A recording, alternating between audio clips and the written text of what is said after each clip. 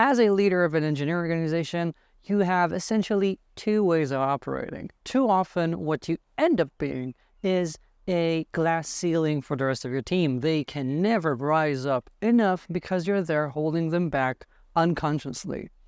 But you can also perform as a force multiplier and help your team become amazing, help propel them forward. This video is about ensuring that you are outrunning, outpacing your team to make sure that you're never holding them back.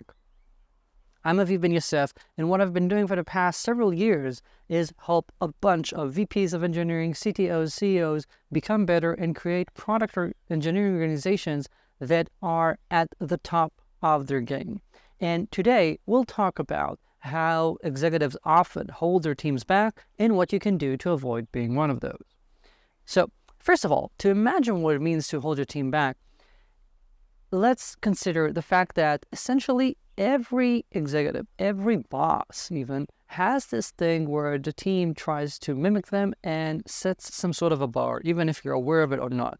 We have all heard or maybe experienced this thing where team members do not want to leave the office before the boss, right? We don't want to look bad. So whatever default the boss seems to have becomes the team's default. This is some sort of that behavior. And in my opinion, it's a bad one because what it creates is this habit of looking at the inputs. How many hours of butt and seat do I put in? I don't care about that. I care about outputs. But that's one of those. And you act as sort of a limit. If this is what you do, if you work long hours, what people learn is that what you value, what's important in the company is to work these long hours, and we don't want to do that. We want to talk about the importance of doing actual work. So your being of a glass ceiling happens because you at some point stop pushing your team forward, or even if you are actively asking people to step up their game, if you're not showing them what it means to be this sort of an A player, this person who constantly evolves and learns, they'll never believe you.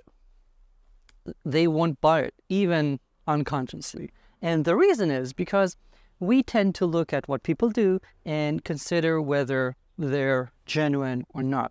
What they're saying that they're doing, what they're saying that they value, is that really what they care about? And this sounds like some sort of armchair psychology, but it ain't. What I'm talking about is the fact that if you consider yourself right now and you consider what you're doing, you can look at your day-to-day activities and consider, am I modeling what the team needs to see? And let's talk a bit about how you might not be modeling the right stuff. I know some executives who keep telling me that they don't understand why the team is being disrespectful to one another and, for example, not arriving to meetings, arriving late to meetings, not being prepared to meetings.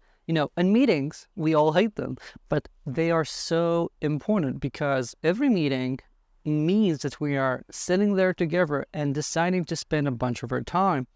You cannot do other things during a meeting, or at least you're not supposed to. And if we disrespect others' time in a meeting, we're wasting a lot of time and we're creating really bad culture. 9 out of 10 times, when I look at what these executives are doing, I can see that they are actually the ones who have caused the problem because they're late to meetings. They don't accept on or decline on time, etc. They don't show up prepared. They leave early because they have other things. And when that's the case, people start learning that this is the right behavior, especially modeled by one of the executives, by one of the senior leaders. And this private case is actually what happens throughout. So if you're wondering why the team is not doing enough postmortems to learn from its mistakes, consider how open and candid have you been about learning from your own mistakes? So can I really expect people to learn when I'm not learning? Can I expect them to continuously evolve if I'm not evolving? Can I ask people to experiment if whenever they're experimenting and failing, I chastise them, or I tell them that they ought not to be doing it again, or we don't allow experimentation at all because people ought to stick to the sprint? Whatever you do, ends up being what people learn. You're modeling constantly, even if you're not thinking about it. So this sucks because it means that you're always there being looked at, even if you don't realize it. But looking, on the other side of the coin, this has a great benefit, because what it means is that if you start investing in yourself, if you start doing what you think is important and show it to others, this is not a silver bullet. It isn't going to solve everything, but it is going to create a tangible improvement, first with your direct reports, and then later it trickles down with time, especially if you're very vocal and open about whatever you're doing. Especially when I work with people as their coach, as an advisor, and I can see the difference between those who try and keep me as this stealth counselor. They only talk to me outside. They never ask me to be involved in another discussion or talk to one of their peers or someone who reports to them. I can see that they're trying to hide the fact that maybe they need help. Instead, those who actively say, I think it would be very great if you would talk to Jane, or can you attend one of our retrospectives to see what's going on so you can understand what I'm experiencing. And when we do that and they introduce me as a person who's helping them as a coach, etc., what this means to the rest of the people is that, okay, we're investing in ourselves. If you go to meetups, if you go to conferences, if you're reading a book, if you're sharing what you're learning, if you're sharing your thinking, if you're showing how you're experimenting as a leader, showing that you don't have all the answers, but you're experimenting and you're learning and you're being open about this, all this can help essentially raise that glass ceiling that you create. I don't think you can make it disappear, because it's very rare to see a team outperform its leaders. You are essentially setting a cap. But if you are at the top of your game, you can help others see that there's room to blossom here. There's room to grow. There's room to be very, very effective and try new things and continue pushing. And no one wants to be that one person who is not growing like the others, who's not experimenting, that one person who's sticking out.